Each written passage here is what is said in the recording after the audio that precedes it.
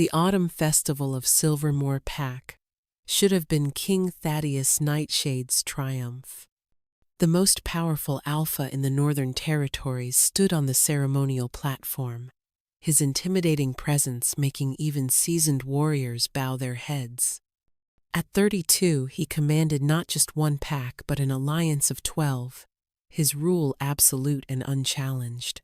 "Your Majesty," Elder Constantine approached, voice carefully measured.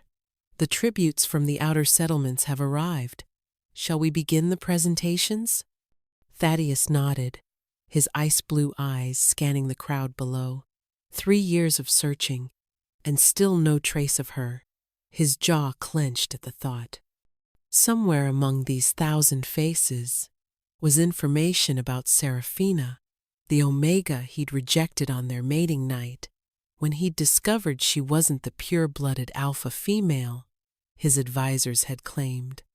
The look in her eyes when he'd pronounced the formal rejection still haunted him. "Bring forward the offerings," he commanded, his deep voice carrying across the square. The crowd parted like water, creating a path for the tribute bearers. Pack after pack presented their gifts: rare furs, precious stones, weapons forged by master craftsmen. Thaddeus accepted each with practiced indifference, until a commotion at the crowd's edge caught his attention. "Move, filthy scavenger!" A guard shoved someone roughly, and Thaddeus heard a child's cry. His head snapped toward the sound. Through the sea of bodies, he glimpsed a hooded figure stumbling, clutching something two small somethings to her chest. "Please," a feminine voice gasped. "They're hungry. Just let me pass. Omega trash doesn't belong here during sacred ceremonies," the guard snarled, raising his hand to strike. The scent hit Thaddeus like a lightning strike. Beneath the dirt and fear, beneath the suppressing herbs, she'd obviously been taking wildflowers and rain. His wolf, Fenris, roared to life for the first time in 3 years. "Mate!" But that was impossible. He'd rejected his mate, broken the bond. Unless— "Stop!" His alpha command thundered across the square, freezing everyone in place. Thaddeus vaulted from the platform, his powerful form cutting through the crowd. People scrambled aside, necks baring in submission. As he drew closer, the hooded figure tried to shrink away, but there was nowhere to run. 2 pairs of eyes peeked out from the ragged blankets. She held one set of ice blue, exactly like his own, the other pure silver, a color he'd only seen in ancient bloodlines. "No, it can't be. Look at me," he commanded, his voice barely above a whisper yet carrying absolute authority. Trembling fingers pushed back the hood, and Thaddeus felt his world tilt off its axis. Seraphina, but not the meek Omega he remembered. Despite the exhaustion etched in her features, despite the hollowness of hunger in her cheeks, her green eyes blazed with protective fire as she held their pups closer. "Hello, Your Majesty," she said, her voice steady despite everything. "I believe these belong to you." The silver-eyed pup chose that moment to partially shift, tiny fangs and claws emerging, something that should be impossible for a child under 5. The blue-eyed one's hands began glowing with soft white light, healing a scrape on his brother's arm. Twin alphas, born of a rejected bond, the prophecy. "Mama," the silver-eyed one whispered. "Is he the bad man who made you cry?" The crowd gasped collectively. No one spoke to the Alpha King that way, especially not a pup. But Thaddeus couldn't respond. He was staring at Seraphina's neck, where his rejection mark should have been. Instead, there was something else. A silver moon, the mark of the lost Luna lineage, thought extinct for a century. "You're not an Omega," he breathed, the words barely audible. Seraphina's laugh was bitter, cutting through the stunned silence. I tried to tell you that night, but you were so convinced by what your advisors said, so eager to believe the worst. She struggled to her feet, swaying slightly. I've kept them alive for 2 years, Your Majesty. Hidden them from your enemies who would use them, from those who would kill them for what they are. But I can't. I can't anymore. Her knees buckled. Thaddeus caught her instantly, his arms wrapping around all 3 of them. The moment his skin touched hers, the broken bond blazed to life, not dead but dormant, waiting. "Mama!" both pups cried out. "I've got you," Thaddeus said, though he wasn't sure if he was speaking to her or himself. "I've got all of you." "Your Majesty," Elder Constantine interrupted urgently. "The council, if they discover unsanctioned heirs." "They're my sons," Thaddeus snarled, his eyes flashing red. "Anyone who threatens them will answer to me." "Thaddeus," Seraphina whispered, using his name for the first time since that horrible night. "There's something else. They're coming for them. The Shadow Pack. They know what the twins are, what they could become." "What do you mean?" Her next words chilled his blood. "The prophecy wasn't about you, Alpha King. It was about them. And if Lucian finds them first." She went limp in his arms, the exhaustion and hunger finally claiming her. The twin pups immediately started growling, their tiny forms taking defensive positions over their unconscious mother. "No one hurts Mama," the silver-eyed one declared, his partial shift becoming more pronounced. "We protect," the blue-eyed one added, his healing light turning sharp and dangerous. 2-year-olds ready to fight an entire pack for their mother. Thaddeus felt something crack in his chest. Pride, pain, and rage at what he'd put them through. "Stand down, little warriors," he said gently. "I'm going to help your mama. No one will hurt her again. You have my word." The pups looked at each other, some silent communication passing between them that made the hair on Thaddeus's neck rise. Twin alphas were myth. Twin alphas with different gifts were impossible. Twin alphas born of a rejected bond who could mind speak at age 2. "You smell like Mama's dreams," the silver-eyed one finally said. "Sad dreams." Before Thaddeus could process that, Marcus, his beta, pushed through the crowd. "My king, we need to get them inside. There are eyes everywhere, and if word reaches..." A bone-chilling howl cut through the air, then another, and another.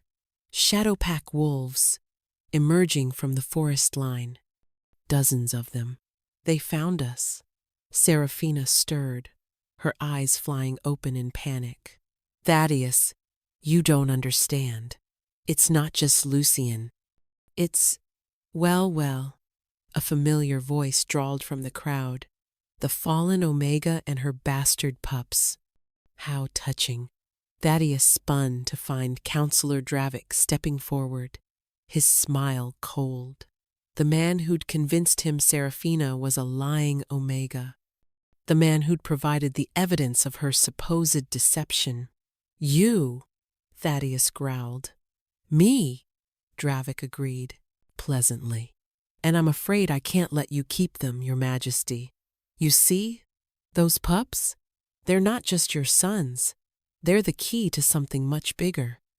Something that will reshape our entire world." The twins started glowing, both of them, their powers intertwining in a way that made every wolf in the square step back in instinctive fear. "No one touches our mama," they said in perfect unison, their voices carrying an echo of ancient power that shouldn't exist in children so young. The medical chamber in the Nightshade Fortress had never felt smaller. Thaddeus paced like a caged wolf, while the pack healer, Astrid, examined an unconscious Seraphina. The twins refused to leave their mother's side, their little hands clutching her torn dress. 2 years, Astrid muttered, her hands glowing with diagnostic magic. She's been suppressing her true nature for 2 years while nursing twins.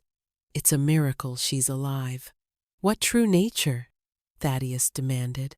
She presented as Omega. Because someone made her present that way. Astrid's eyes were grim. I'm detecting traces of Moonsbane in her system. Someone's been poisoning her since before you met her, forcing her Omega presentation. Thaddeus's claws extended involuntarily. Who would? Your Majesty. Marcus burst through the door. We have a problem. Counselor Dravik is demanding the twins be brought before the council. He's claiming they're unauthorized heirs and pose a threat to pack stability. He can't. He can. A weak voice interrupted. Seraphina's eyes fluttered open, immediately seeking her son's. He's the one who's been poisoning me. Since I was 15, the room went deadly silent. Mama! The silver-eyed twin, who Seraphina called Xander, immediately pressed against her. His brother, Lysander, began glowing with healing light. No, baby. She gently stopped Lysander. Save your strength. You'll need it. Thaddeus knelt beside the bed, fighting every instinct to touch her. The broken bond ached like a physical wound. Seraphina, what are you talking about? She struggled to sit up, and despite everything, he found himself steadying her. The contact sent electricity through both of them. I'm not just Luna-born, she said quietly. I'm the last of the celestial line. The prophecy everyone thinks is about you?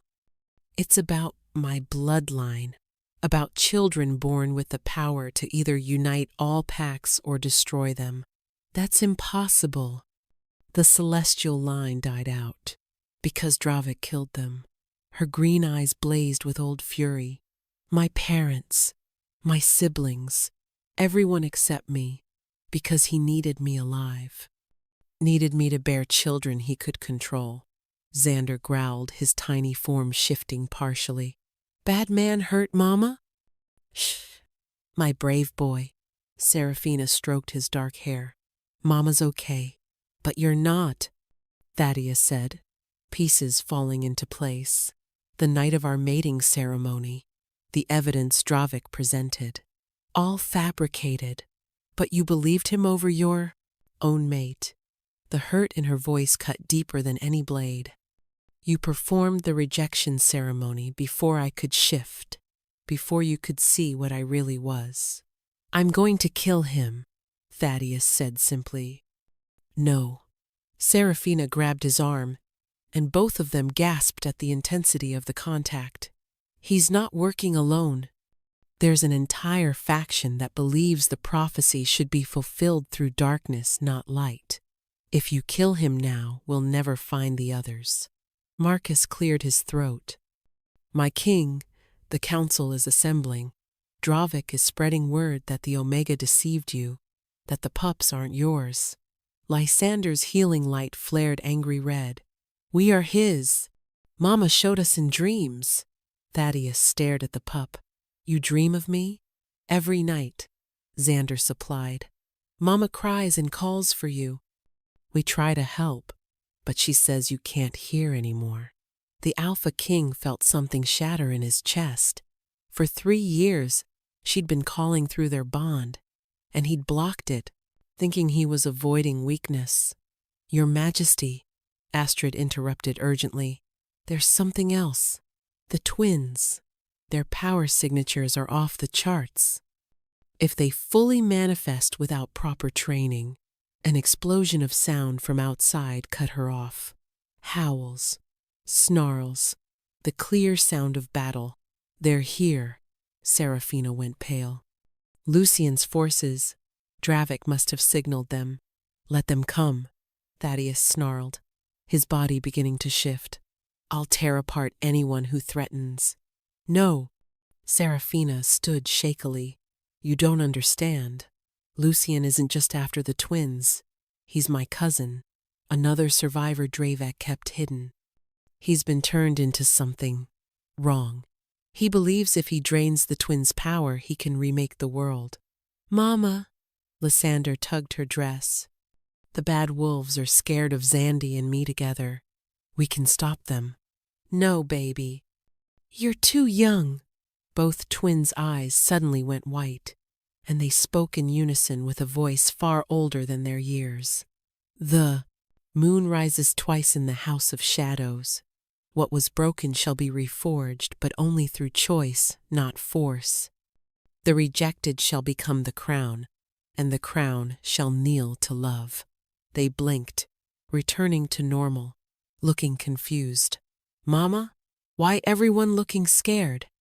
Before anyone could respond, the door exploded inward. Not Lucian worse. Dravek stood there with a contingent of council guards, all bearing weapons tipped with silver and wolfsbane. By order of the Pack Council, he announced, the false Omega and her illegitimate offspring are to be detained pending trial. Over my dead body, Thaddeus stepped forward, power radiating from every pore. That can be arranged. Dravik smiled coldly. After all, a king who falls for such deception is clearly unfit to rule. The only deception here is yours, Seraphina said, and for the first time since arriving, she dropped all pretense. The air in the room changed. Her green eyes blazed silver white, and power ancient, terrible, beautiful power poured off her in waves. The suppressing herbs were finally wearing off, and her true nature was emerging. She wasn't just Luna born, she was Luna blessed, a direct descendant of the moon goddess herself. Impossible. Dravik stepped back. The herbs kept me weak enough to hide, but did you really think they could suppress everything, especially after I bore twin alphas? She laughed, but it was a sound like silver bells in midnight storms. You played yourself, Dravik. The twins moved to flank their mother, their power syncing with hers in a way that made every wolf in the room want to bare their throat in submission. You know what the really funny part is? Seraphina continued, her form beginning to shimmer with partial transformation. The prophecy you've been trying to manipulate? You got it backwards. It's not about controlling the twins. It's about what happens when rejected mates choose each other again, despite everything. She looked directly at Thaddeus. The question is, Your Majesty, do you choose me now, knowing what I am? Or will you reject me again for being too powerful? The challenge hung in the air like a blade. The council chamber had become a battlefield of wills. Dravek's guards circled them, while Seraphina stood with her sons, power crackling around all three, like lightning before a storm. You want me to believe, Thaddeus said slowly, his voice carrying through the tense silence, that for 3 years you've been hiding not just our sons but your true nature, that you're the last celestial Luna? I want you to trust what you feel, Seraphina replied, her voice steady despite her exhaustion. The bond you thought you broke, feel for it now. Don't listen to her lies, Your Majesty, Dravik interjected smoothly. She's using forbidden magic too. Xander suddenly shifted, fully impossible for a 2-year-old into a silver wolf pup the size of a full-grown wolf. His snarl made the guard step back. Liar, liar, Shadowheart. We can smell the dark on you. Lysander's healing light pulsed in agreement. Mama's heart is moon bright. Yours is wrought black. Enough! Dravik pulled out a curved blade that reeked of wolfsbane and something worse, voidstone, the only thing that could permanently sever a mate bond. Surrender the twins, or I'll cut them from their mother permanently. That's when Thaddeus felt it, the bond. Not dead, but transformed. Where it had once been a simple thread between them, it was now a rope of starlight, strengthened by separation, by her suffering, by the twins' existence. And through it, he felt everything, her terror, her exhaustion, her desperate love for their sons, and underneath it all, the remnants of her love for him. "Seraphina," he breathed, finally understanding. "You never stopped calling for me." "Every night," she whispered, "even when it hurt, even when I hated you for it." How touching. Lucian Shadowmane chose that moment to enter, his pack flanking him. Where Seraphina glowed with silver light, her cousin emanated darkness. The rejected mates realized their mistake. Too late, I'm afraid. "Lucian." Seraphina positioned herself between him and the twins. "Please, they're children. Your family." "Family?" He laughed bitterly. Was it family when Dravik kept me in a cage for 10 years? Was it family when he experimented on me until I became this? His form flickered, showing something between wolf and man in shadow. "But you got to hide. You got to run." "Well, now I'm taking what should have been mine, the power of the celestial line." The twins aren't just celestial. Thaddeus moved to stand beside Seraphina, his choice made. They're also nightshade, my heirs, my blood, which makes them even more valuable, Dravik said. The combination of the strongest Alpha line and the lost Luna line. They could reshape the entire supernatural world. Suddenly, Marcus burst in. "My king! The fortress is surrounded.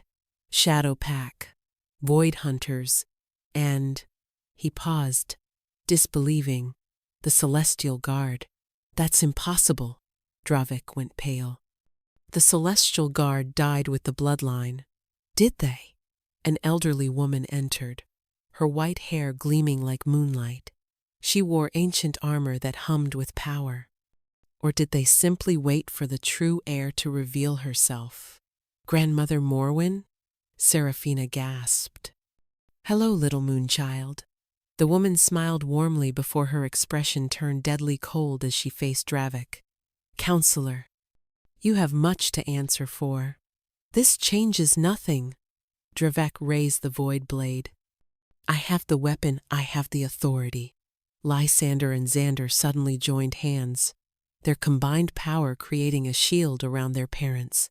"No hurt, Mama." "No hurt, Papa." "Papa." Thaddeus's heart clenched at the word. "You want to know the real prophecy?" Grandmother Morwen announced to the room. "Not the corrupted version you've been spreading, Dravik. When the rejected Luna rises with twins of moon and sun, when the Alpha King kneels to love instead of pride, then shall the old ways crumble and the new age begin." "Kneel?"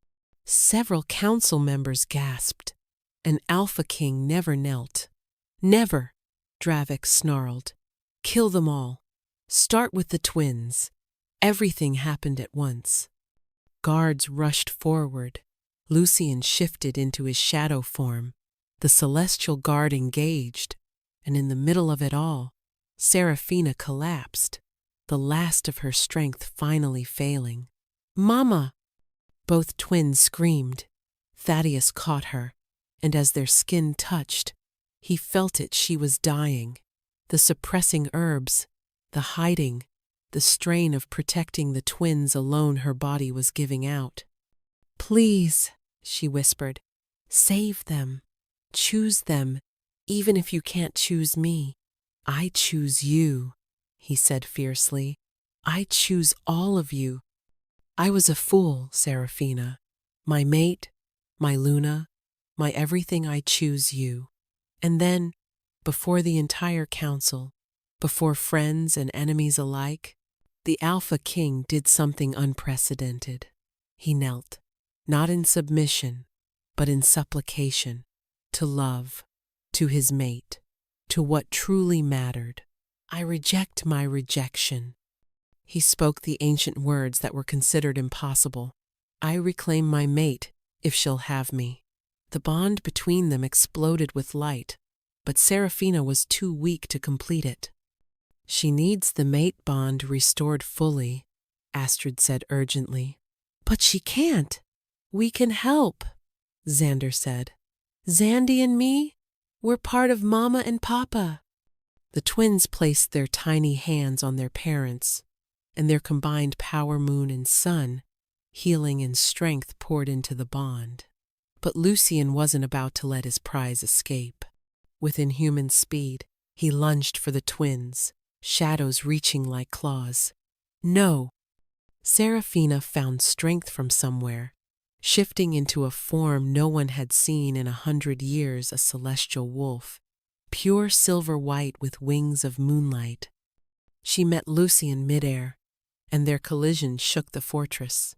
You were meant to protect the line, she snarled at her corrupted cousin, not destroy it. I was meant to be more than Dravik's experiment, he roared back. As they fought, Dravik tried to flee, but Grandmother Morwen blocked his path. 50 years of hunting you, she said calmly. 50 years of seeking justice for my slaughtered family. Your family was weak. She moved faster than light, and suddenly, Dravik was pinned, the void blade skittering across the floor. My family was peace, she corrected. You brought war. Meanwhile, Thaddeus felt the bond with Serafina strengthening, but something was wrong. Through their connection, he sensed her life force draining with each attack she blocked from Lucian. She's protecting the twins with her own life, he realized. Without hesitation, he shifted and joined the battle, not commanding but supporting, not dominating but dancing with her movements. Together, they fought as one unit, their restored bond letting them anticipate each other perfectly. But Lucian was too far gone, too corrupted. If I can't have the power, he snarled, no one can. He began drawing on void magic, the kind that destroyed everything it touched. The twins whimpered as the temperature dropped, frost spreading across the floor. That's when Serafina did something unexpected. She shifted back to human form and approached Lucian with open arms. Cousin, she said softly, I'm sorry. I'm so sorry for what they did to you, for what you became, because I survived and you suffered. Stay back. Lucian's shadow form wavered. You were just a child, she continued, tears streaming. We both were. Dravik took everything from us. Don't let him take your soul, too. For a moment, just a moment, she saw the boy he'd been in his eyes. Then the void magic consumed him entirely. Mama! The twins screamed as Lucian's corrupted power struck Serafina directly in the chest. Thaddeus caught Serafina before she hit the floor, blood seeping through. Her dress where void magic had struck. Her skin was ice cold, her breathing barely perceptible. No, no, no. He pressed his hand to the wound, trying to stem the bleeding that seemed to come from her very soul. Serafina, look at me. Look at me. Her eyes fluttered open, unfocused and dim. The twins are safe. You're going to be fine. Astrid. The healer was already there, her hands glowing with desperate intensity. The void magic, it's eating through her life force. I can slow it, but fix her! Thaddeus roared, his alpha command making the walls shake. I can't! Astrid's composure cracked. Void magic doesn't just wound the body, it attacks the soul itself. Only ancient magic could counter this, and we don't have... We do. Lysander's voice cut through the panic, eerily calm for a 2-year-old. His healing light pulsed steadily. Zandy and me, we can fix Mama, but Papa has to help. How? Thaddeus would give anything, his crown, his power, his life. The mate. Bond, Xander added, still in his wolf form. It's hurt but not broken. Make it whole, whole. Then we can send our power through it. Grandmother Morwen stepped forward, Dravik bound and unconscious at her feet. The pups are right. A fully restored mate bond. blessed by celestial twins, it might work. But Thaddeus, the ritual requires complete surrender. No pride, no holding back. You must offer everything, including your life force. Done, he said without hesitation. You don't understand, she continued gravely. If it fails, you die with her. The entire Nightshade line ends tonight. Then it ends. He looked down at Seraphina, her breathing growing shallower. A world without her isn't one I want to rule anyway. Lucian laughed bitterly from where the celestial guard had restrained him. How poetic. The mighty Alpha King, brought low by love. Not brought low, Thaddeus corrected, never looking away from his mate. Elevated. Something you'll never understand. Begin the Maitse ritual, Morwen commanded. We have minutes, maybe less. The celestial guard formed a circle, their ancient power creating a barrier of silver light. Inside, Thaddeus cradled Seraphina while the twins positioned themselves on either side. I need her conscious, Morwen said. She must accept the bond willingly, or it won't hold. Thaddeus leaned close to Seraphina's ear, his voice breaking. Remember the night we met? Before the politics? Before the lies? You were in the moonlight garden, singing to the night flowers. You didn't know anyone was watching. Her eyes flickered, a spark of recognition. You sang about finding home, about belonging somewhere. His tears fell on her face. You are my home, Seraphina. You always were. I was just too stupid and proud to see it. Thaddeus? Her voice was barely a whisper. I'm here. I'm not leaving. Not ever again.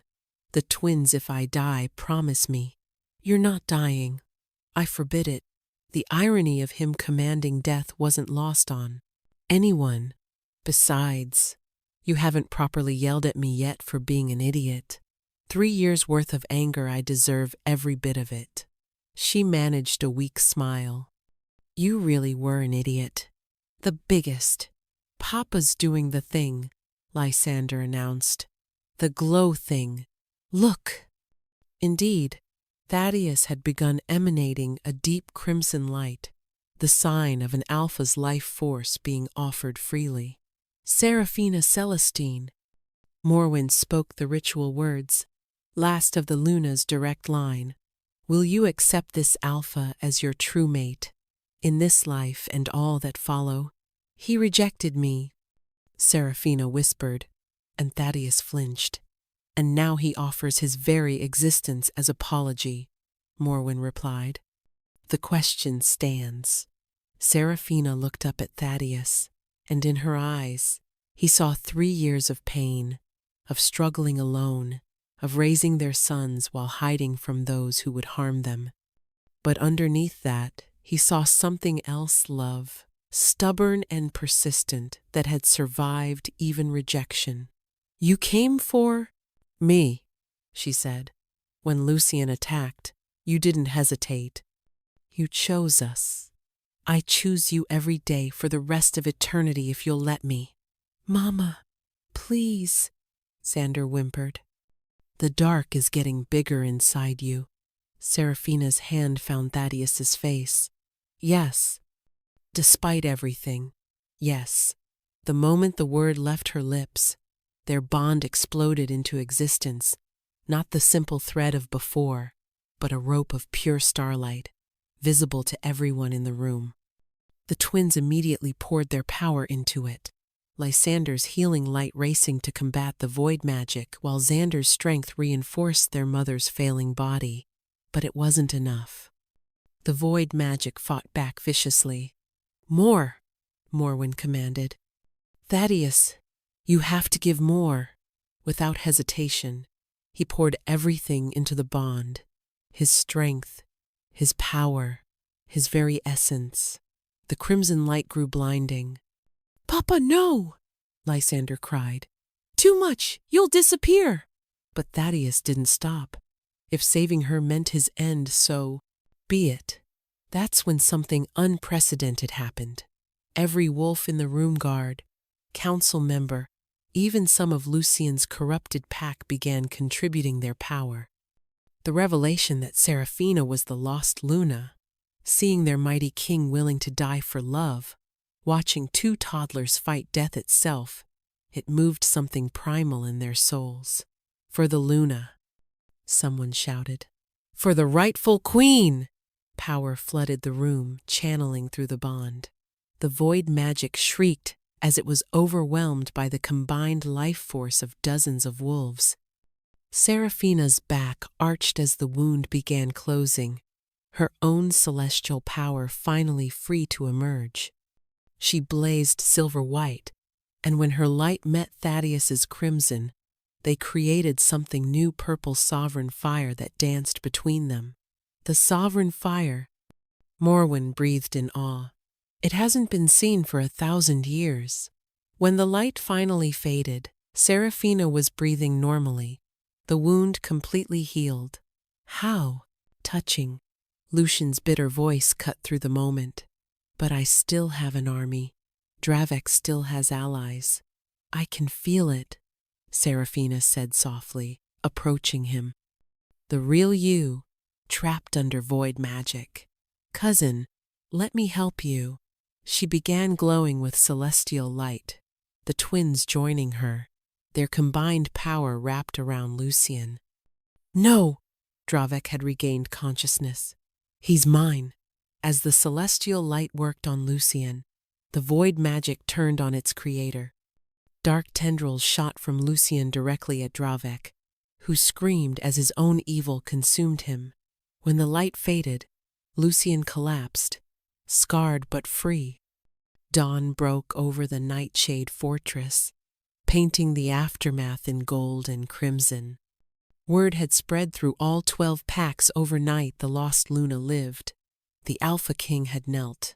Twin boys carried prophecy in their blood.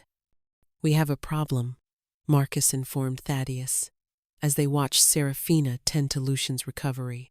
The council is demanding answers. Some are calling for the twins to be tested, verified. Others think you've been bewitched. Have I? Serafina stood there, the twins playing at her feet. In the morning light, with her true power no longer suppressed, she was breathtaking and terrifying. This was no Omega to be protected. This was a force of nature. Because if I had that power, she continued, approaching them, I would have used it 3 years ago to make you see reason. Marion! No, she held up her hand. We need to discuss this before facing the council. You rejected me because you thought I was a lying Omega. Now you know I'm something far more dangerous, the last celestial Luna. Some would say that makes me an even bigger threat. Elder Constantine entered with several council members. That's exactly what some are suggesting, Your Majesty. That the celestial line is too dangerous to exist. The twins aren't just celestial. Serafina smiled coldly. They're Nightshade heirs, direct descendants of the Alpha King. Touch them, and you're committing treason. Unless, Counselor Valdris stepped forward, the king formally renounces them. For the good of the realm, of course. The temperature in the room dropped as Thaddeus's rage built. But before he could respond, Xander did something unexpected. He bit Valdris. Not a playful nip. A full shift bite that sent the counselor stumbling backward. Xander! Serafina scolded. We don't bite people! He threatened us! The boy protested. And he smells like the bad man. He pointed at the still-bound Dravek. Astrid, who'd been examining Dravek, suddenly went pale. The boy's right. They have the same magical signature underneath. Valdris's void touched. That's ridiculous. Valdris protested, but dark veins were already spreading from where Xander had bitten him, the void magic reacting to the pure alpha power in the child's bite. How many? Thaddeus demanded. How many council members are part of this? Check them all, Morwen commanded. Her guard. Anyone who's been touched by void magic will react to celestial power. What followed was chaos. Of the 12 council members present, 4 showed signs of void corruption. Each had been subtly influenced by Dravek over the years. This is why you wanted the twins, Serafina realized. Not just for their power, but because they're void detectors. They can sense corruption. Clever girl, Dravik sneered from his bonds. Too bad you figured it out too late. Do you have any idea how deep this goes? Every major pack has been infiltrated. Or, Grandmother Morwen said thoughtfully, it will be cleansed, like a forest fire that clears diseased wood for new growth. A cleansing, Morwen confirmed. Let the twins test every wolf in a position of power. That could take months. Someone protested. The packs will descend into chaos. They will, Thaddeus said slowly, unless we give them something else to focus on, something to unite them. Every eye turned to him. A coronation, he continued. Not just recognizing Serafina as my mate, but crowning her as rightful Luna Queen. The first celestial Luna to rule in 1,000 years. The room erupted in arguments, but Serafina's quiet voice cut through them all. No. Shock rippled through the chamber. No? Thaddeus turned to her, hurt flashing across his face. Not like this, she clarified. You're offering me a crown to solve a political problem. 3 years ago, you rejected me to solve a political problem. Do you see the pattern? She stood, the twins instinctively flanking her. If I accept, it will be because it's right, not convenient. Because the packs need healing, not just leadership. And because, she paused, looking directly at him, you ask me as a mate, not as a king. Thaddeus surprised them all by laughing. You're right. I'm still thinking like the king who rejected you, not the man who loves you. He moved to stand before her, and in front of the entire council, he took her hands. Serafina Celestine, my mate, my equal, mother of my children, I'm not offering you a crown. I'm asking you to help me rebuild this world. To stand beside me, challenge me, change me. Not because the law demands it, but because I can't imagine facing tomorrow without you. Pretty words, she said, but her eyes were soft. But you hurt me, Thaddeus. Deeply. Trust isn't rebuilt in a day. Then we'll take as many days as needed, he promised. Years if necessary. Papa, you're doing it wrong, Lysander interrupted with 2-year-old wisdom. You have to say sorry properly. When we hurt someone, we say sorry and give them a hug and promise to do better. And give them something nice, Xander added. Thaddeus knelt to his son's level. You're right. I haven't apologized properly. He looked up at Serafina. I'm sorry. I'm sorry I didn't trust you. I'm sorry I believed lies over what my heart knew. I'm sorry you spent 3 years alone, afraid, raising our sons in hiding. I'm sorry for every tear, every nightmare, every moment you called for me, and I didn't answer. He pulled something from his pocket, the Luna's crown, a legendary artifact.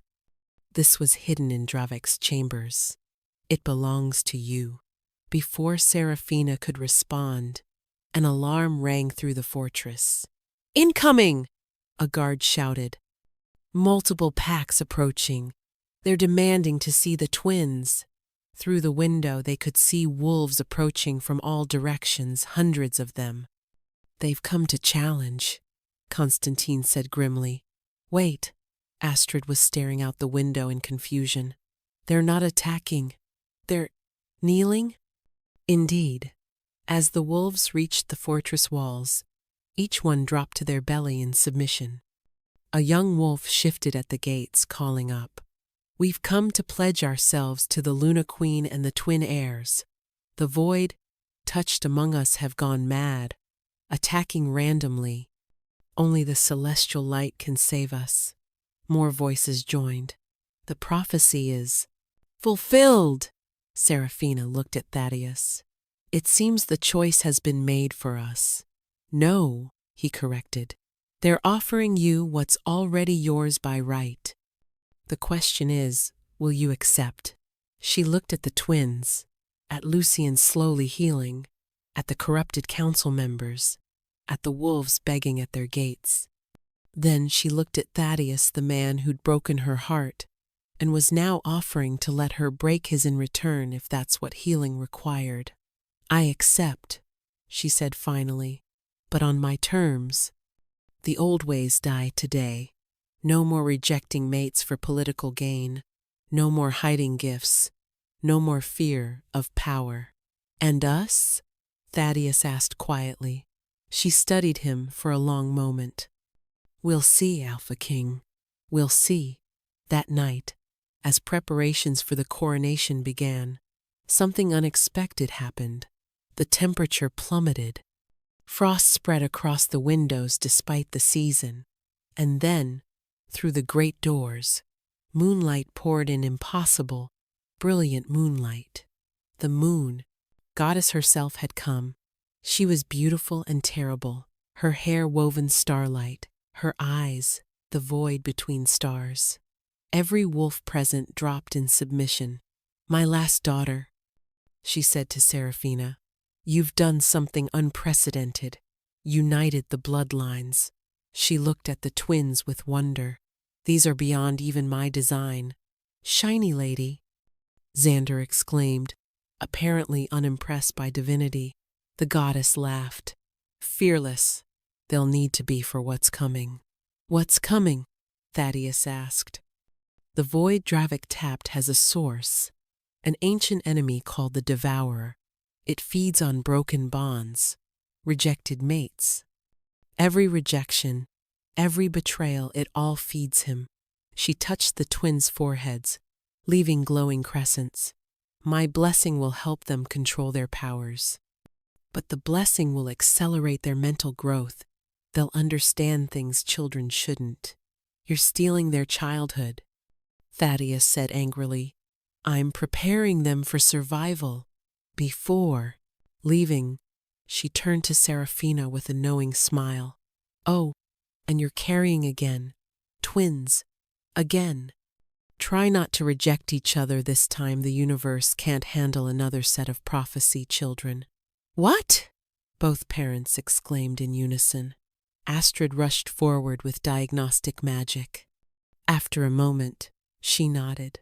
She's right. Twins. About 3 weeks along.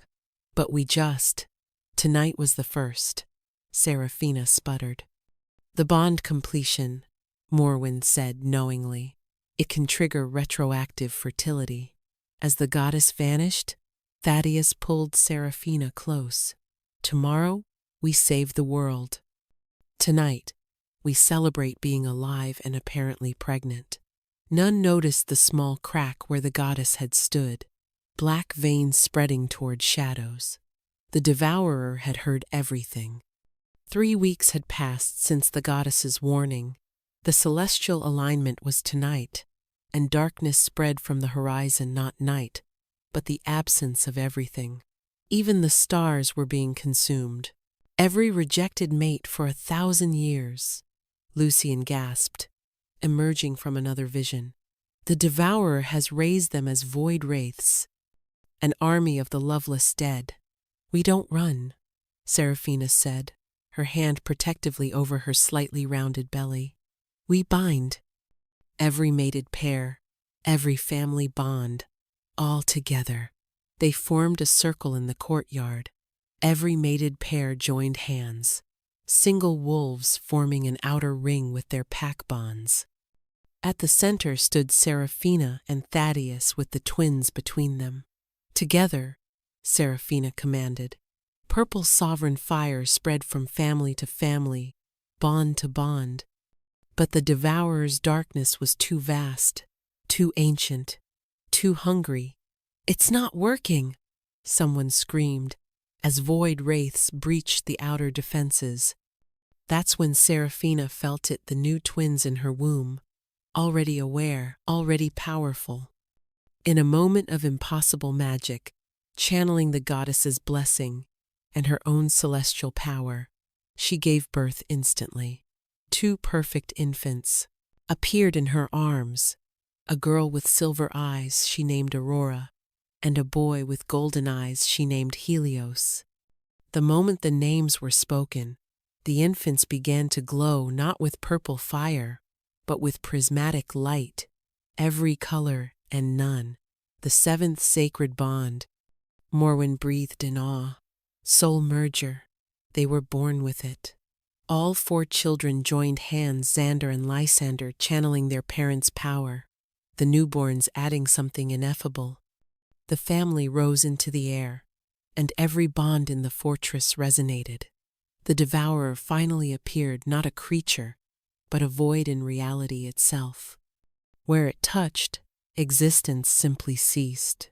You cannot stop entropy. It spoke with the voice of every broken heart. Love dies. Bonds break.